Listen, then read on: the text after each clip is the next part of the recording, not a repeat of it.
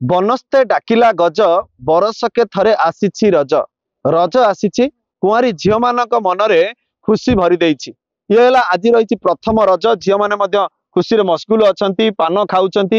ଯଦି ରଜ ଆସିଛି ଯେମିତି କି ରଙ୍ଗର ପର୍ବ, ରଙ୍ଗ ହୋଲିରେ ରଙ୍ଗ ନଥିଲେ ଯେମିତି ଫିକା ଫିକା ଲାଗେ, ସେଇଭଳି ରଜରେ ରଜ ପାନ ନଥିଲେ ମଧ୍ୟ ଫିକା ଫିକା ଲାଗିଥାଏ। ଆଜି ରହିଛି ପହିଲି ରଜ, ଝିଅମାନେ ମଧ୍ୟ ଖୁସି ମନାଉଛନ୍ତି, ରଜ ଦୋଳି ଖେଳୁଛନ୍ତି। ତାଙ୍କ ସହିତ ଆଲୋଚନା କରିବା।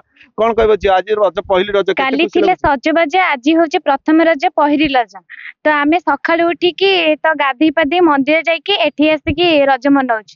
ଆମେ ବହୁତ ଖୁସି ଅଛୁ। କଣ କହିବ କେମିତି ରଜ ମନାଉଛନ୍ତି ଆଜି ପ୍ରଥମ ଦିନ? ଆଜି ପ୍ରଥମ ଦିନ, ଆଜି ଆମେ ମନ୍ଦିର ଯାଇ ସଜବାଜ ହୋଇ ଆସିକି ଦୋଳି ଖେଳୁଛୁ ଆଉ ବହୁତ ଖୁସି ବି ଅଛୁ। ଝିଅ ମାନଙ୍କର ଗୋଟେ ପର୍ବ ରହିଛି। ଝିଅ ମାନଙ୍କର ଗୋଟେ ପର୍ବ ରହିଛି, ଏଇଟା ଝିଅ ମାନଙ୍କର ବଡ ପର୍ବ ହୋଇଥାଏ। ରଜ ପାଇଁ ଗାଁ ଠୁ ସହର ସବୁଠି ମଧ୍ୟ ଉତ୍ସବ ମୁଖର ହେଇଯାଇଛି। ଆଉ ରଜର ପ୍ରମୁଖ ଥାଏ ଯେ କି ପୋଡ ପିଠା। ମାଉସୀ ଆମ ପାଖରେ ଅଛନ୍ତି। ମାଉସୀ, ଯୋଉ ରଜର ପ୍ରମୁଖ ଥାଏ ଗୋଟେ ପୋଡ ପିଠା ଥାଏ, କେମିତି କଣ ପ୍ରସ୍ତୁତି ଚାଲିଛି ଆଜି? ଇଏ ହଉଛି ଆମ ଓଡିଶାର ହଉଛି ପର୍ବ, ବଡ ପର୍ବ ହଉଛି ରଜ।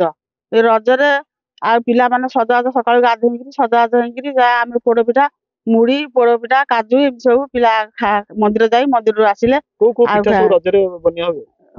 ତା ରଜରେ ହଉଛି ବଡ ତାଙ୍କର ପୋଡପିଠା ରାତି ସାରା ବସିଥିବ ଚୁଲିରେ, ସକାଳକୁ କଟାକଟି କରିକି ଥୋଇଲେ ପିଲା ଆସିଲେ ମନ୍ଦିରରୁ ଖାଇବେ।